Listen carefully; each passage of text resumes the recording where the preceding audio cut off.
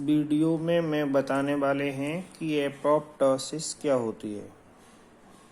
Apoptosis वास्तव में एक इम्पॉर्टेंट प्रोसेस है जो शरीर के अंदर घटित होती है।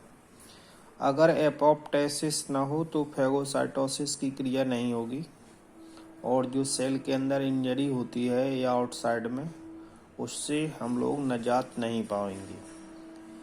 एपोप्टोसिस वास्तव में एक प्रोग्राम्ड सेल डेथ होती है जिसमें एलिमिनेशन ऑफ अनवांटेड सेल्स, ये बॉडी के अंदर नेचुरल घटित होने वाली घटना है। जब डेवलपमेंट होता है तो हाथ की डिजिट्स के बीच जाली बनती है, उसकी कोई आवश्यकता नहीं होती है, तो एपोप्टोसिस के द्वारा उन सेल्स को अलग कर दिया जाता है। यहाँ डेफिनेशन में आप देख रहे हैं लिखा है, apoptosis is a programmed cell death, जिसका प्रयोग डेवलपमेंट के समय अनडिजायर्ड सेल्स को खत्म करने में किया जाता है। हैंड डिजिट्स के डेवलपमेंट के समय जो वेब बनता है उसकी सेल खत्म हो जाती है। अब इसकी स्टेजेज क्या हैं, तो यहाँ फिगर में आप देखिए एपोप्टोसिस की स्टेजेज क्या हैं। एपोप्टोसिस में क्या होता है, सबसे पहले नॉर्मल सेल, और उसके पहले हम आपको बताएं ये सेल जो डेथ है ये 4 प्रकार की है: एपोप्टोसिस, ऑटोफेगी, नेक्रोसिस और इंटोसिस। उसमें से एक हम आपको डिस्क्राइब करने जा रहे हैं, एपोप्टोसिस। इसमें क्या होता है, नॉर्मल सेल होती है जो, उसको जैसे ही कोई इंटरनल या एक्सटर्नल स्टिमुलाई मिलता है तो सेल सिंक्रेज हो जाती है, उसका जो क्रोमेटिन मटेरियल है वो कंडेंस्ड होकर के और सेल सिकुड़ जाती है।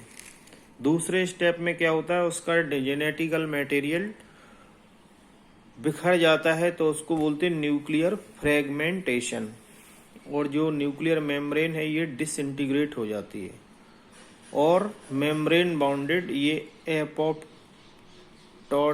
एपोप्टिक बॉडीज बनती हैं। लिखा है, cell breaks into several apoptic bodies which are then phagocytosed. Apoptic body बनने के बाद उनकी नेबरिंग सेल्स होती हैं, मैक्रोफेग सेल्स, वो फेगोसाइटोसिस क्रिया के द्वारा इन सेल्स को खत्म कर देती हैं और नो इन्फ्लेमेशन की क्रिया हो जाती है, जिससे सब कुछ नॉर्मल घटित हो जाता है। तो ये स्टेप्स ऑफ एपोप्टोसिस हैं। सबसे पहले सेल सिंक्रेज, इस स्टेप में नॉर्मल सेल सिकुड़ जाती है। दूसरा है न्यूक्लियर फ्रेगमेंटेशन, न्यूक्लियस के फ्रेगमेंट्स बन जाते हैं।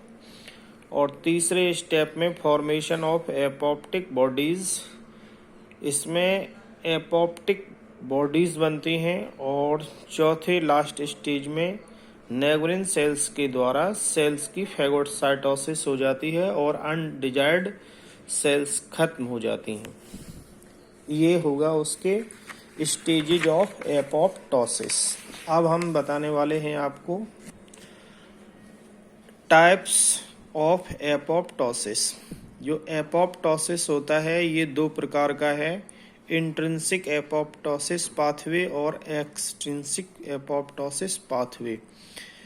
एक्सट्रिंसिक एपोप्टोसिस पाथवे क्या है, ये सेल्स के आउटसाइड घटित होता है, लेकिन एक्स्ट्रा सेलुलर एनवायरनमेंट डिटरमिन करता है कि सेल को डाई होना या नहीं। जैसे कैंसर का जब ट्रीटमेंट होता है तो उसमें कीमोथेरेपी की जाती है और रेडियोथेरेपी।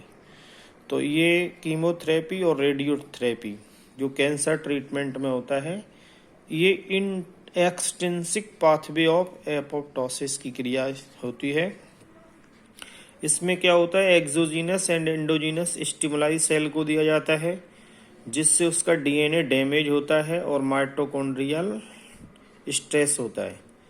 तो लिखा है DNA damage, oxidative stress, ischemia, और ऑक्सीडेटिव जब स्ट्रेस हो जाएगा तो सेल अपने आप डेड होगी, एटीपी नहीं मिलेगा, सेल की एनर्जी बाधित होगी, और elimination of damaged cells used in cancer treatment.